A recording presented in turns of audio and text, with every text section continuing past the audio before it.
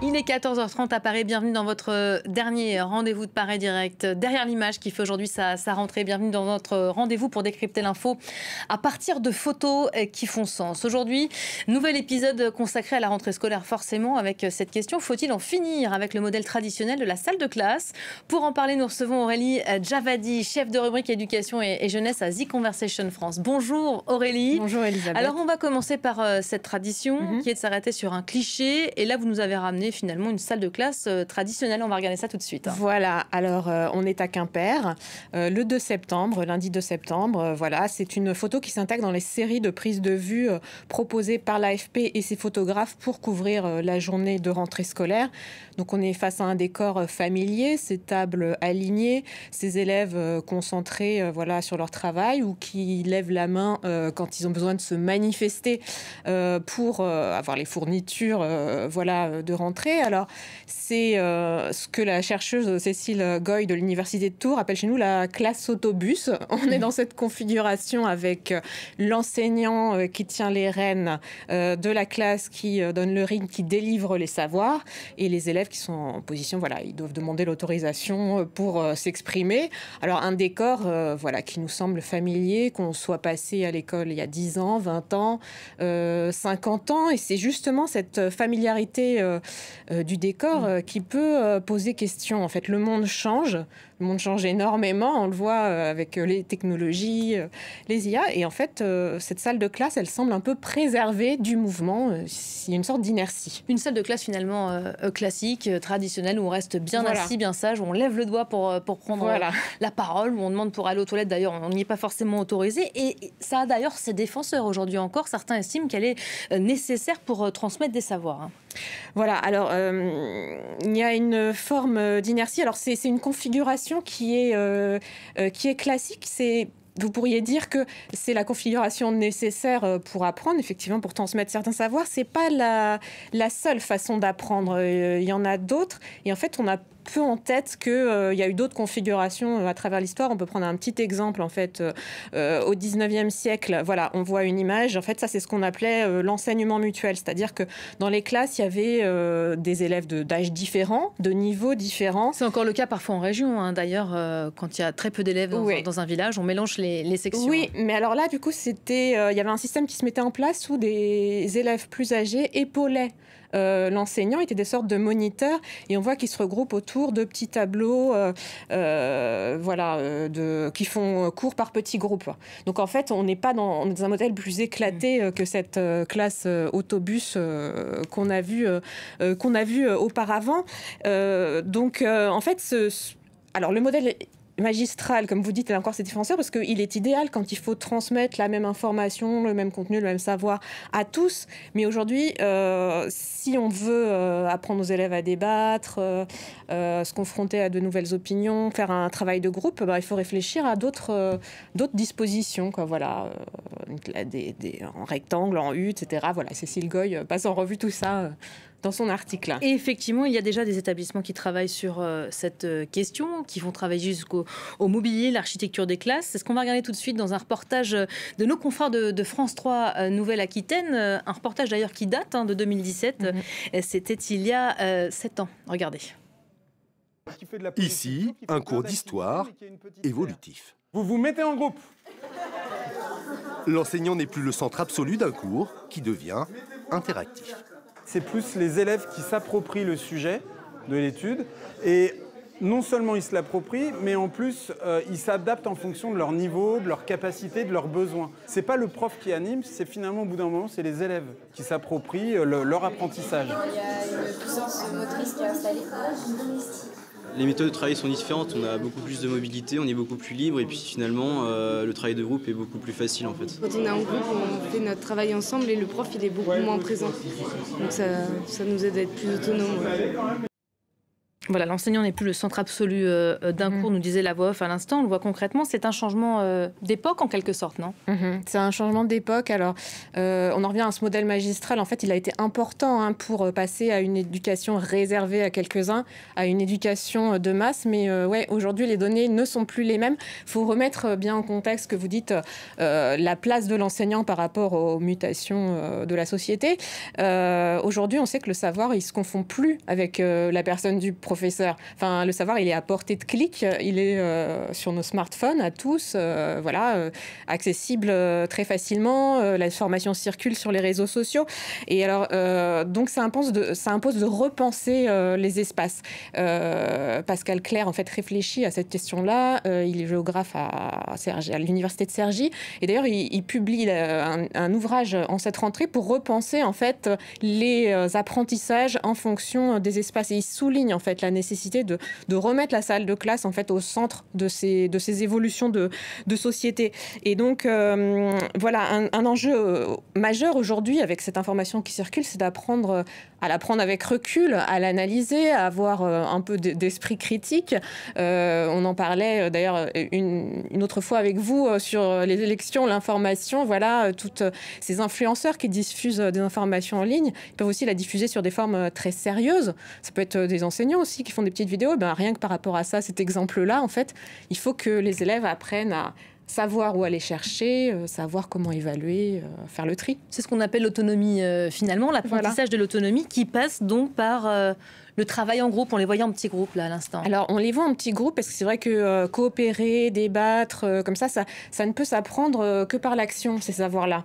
On est dans une époque où en fait c'est plus seulement acquérir un savoir, c'est aussi acquérir des savoir-faire. Parce qu'au-delà de cette question du smartphone, en fait, les technologies, elles reconfigurent beaucoup nos environnements. Elles posent aussi des questions à nos métiers. Et puis alors c'est un peu un lieu commun de le dire. Aujourd'hui, mais en fait, voilà, on ne sait pas quels seront les métiers que les élèves exerceront demain. Donc, il faut qu'ils apprennent un petit peu, voilà, cette autonomie, elle s'apprend dans l'action. Bon, ça, c'est une question qu'on peut se poser souvent en tant que parent. On s'inquiète pour les enfants. On se dit, oh là là, ils vont passer 8 heures assis sur une chaise à écouter un prof. Potentiellement, parfois, ça arrive, inintéressant. Est-ce qu'il ne faut pas aussi en finir avec ces cours, ce modèle magistral? Ça, c'est une question qu'on entend qui est régulièrement lancée. Alors, en fait, c'est pas tellement condamner un modèle pour passer à un autre. C'est en fait s'habituer à avoir une diversité de situations, avoir une sorte, en fait, une classe flexible, quoi. Pouvoir moduler les espaces. Cette classe flexible, c'est un peu ce que défendait donc Cécile Goy qui a écrit cette analyse pour nous. Mais elle nous expliquait aussi que c'est de plus en plus pris en compte dans la formation des enseignants. Alors, vous me citiez des exemples en fait où ça se pratique déjà. On voit que là, dans cette classe, ça date de 2017. Et puis, ils condamnent pas dans le reportage là au lycée totalement le modèle magistral. Ils sont d'abord à écouter le prof, ensuite ils se reconfigurent en petits groupes. Donc il y a une réflexion au niveau des enseignants là-dessus, au niveau de la recherche. Mais bon, dans les faits, c'est vrai que ce modèle magistral, il a tendance à perdurer, à rester prééminent. Et c'est ce qu'on voit d'ailleurs sur les photos de classe. Quand on cherche une photo de classe pour illustrer la rentrée, on va chercher ce modèle de modèle classe. type. Alors qu'il y a des classes, on a expérimenté, en tout cas moi de mon côté, la classe flexible avec les enfants. On n'est pas du tout sur des tables type avec des chaises, il peut y avoir des poufs. On peut lire, si on a envie de lire, allongé par terre. Tant que l'enfant a envie de lire et d'apprendre, c'est ce qui compte en premier lieu. Il y a quand même la question des moyens qui est posée, et ça les professeurs le disent, une classe flexible, on en parlait, ça coûte de l'argent. Alors déjà, l'éducation nationale doit faire face aussi aux nécessités de rénovation de ces établissements. Ça fait régulièrement place à des sujets dans l'actualité.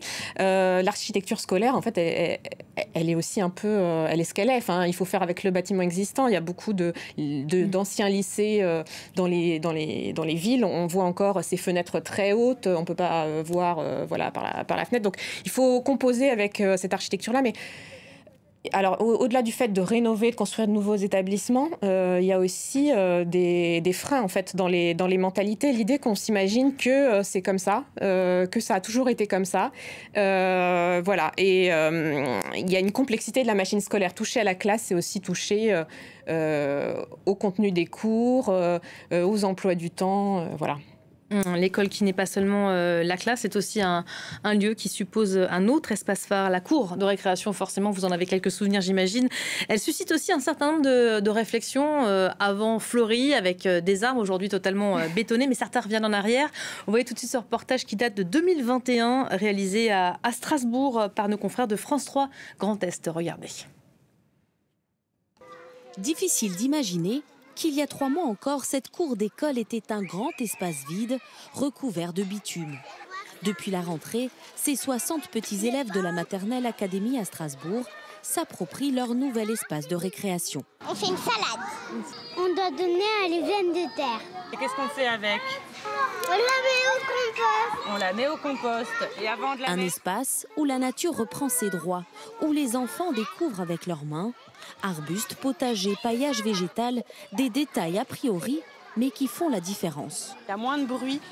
Les copeaux de bois, ça a tendance un peu à absorber le bruit. Et puis surtout, on n'a plus ce grand espace de béton qui faisait que les enfants couraient. Et là, on observe vraiment des jeux de coopération. Ils vont imiter les copains, ils sont beaucoup plus créatifs. Une cour imaginée par l'équipe pédagogique et la ville. Des mois de travail et de réflexion, car ici, il a fallu partir d'une page blanche, ou presque. Voilà, finalement, ce qu'on va retenir de ce reportage, c'est qu'on revient en arrière. On a peut-être compris certaines erreurs. Alors, cette classe, en fait, s'est rapprochée aussi de tout le mouvement pour rapprocher les enfants de l'environnement. On a beaucoup parlé de la question de la classe dehors aussi, de les aider voilà, à mieux comprendre les problématiques d'environnement. Et puis aussi le fait que cette cour, elle peut se...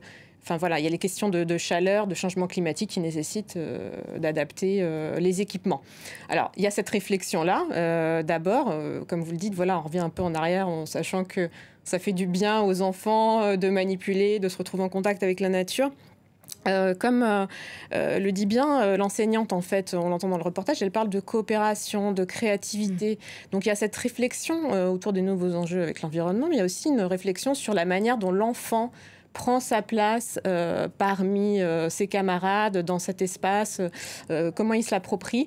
Donc c'est aussi considérer l'école non pas comme un lieu où on instruit, où on transmet voilà, une série de savoirs, mais aussi où on apprend à devenir un petit citoyen, à prendre sa place en société, à jouer avec les autres. Et donc cet espace, il est configuré pour permettre aux enfants voilà, plus de jouer, d'interagir entre eux.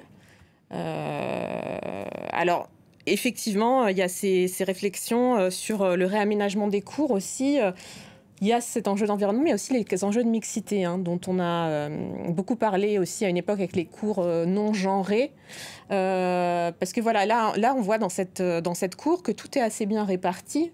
Ils sont par petits groupes, etc. On a aussi l'image, nous, de la cour de récréation où il y a un terrain de football. Un gros terrain de football qui, en général, prend les 3/4 de la place, oui.